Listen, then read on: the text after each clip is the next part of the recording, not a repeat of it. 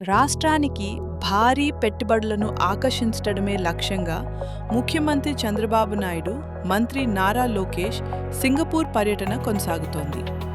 Singapore జాతీయ అభివృద్ధి మంత్రిత్వ శాఖ ఆహ్వానం మేరకు నిర్వహిస్తున్న వరల్డ్ సిటీస్ సమ్మిట్లో పాల్గొంటున్న సీఎం రాష్ట్రంలో పెట్టుబడి అవకాశాలను అంతర్జాతీయ వేదికపై ప్రస్తావిస్తున్నారు. అమరావతి అభివృద్ధి, India's largest greenfield smart city, పారిశ్రామిక రంగ విస్తరణపై సింగపూర్ ప్రతినిధులు, పెట్టుబడిదారులతో కీలక చర్చలు జరుపుతున్నారు. ఆంధ్రప్రదేశ్ను గ్లోబల్ ఇన్వెస్ట్మెంట్ డెస్టినేషన్గా తీర్చిదిద్దే దిశగా ప్రభుత్వం చర్యలు చేపట్టిందని సీఎం వివరించారు.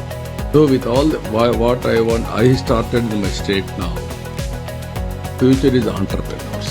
ఈ పర్యటన ద్వారా రాష్ట్రానికి కొత్త పెట్టుబడులు, ఉపాధి అవకాశాలు తీసుకురావడంతో పాటు అభివృద్ధి ప్రాజెక్టులకు అంతర్జాతీయ భాగస్వామ్యాన్ని పెంపొందించడమే ప్రధాన లక్ష్యందుకు సాగుతోంది.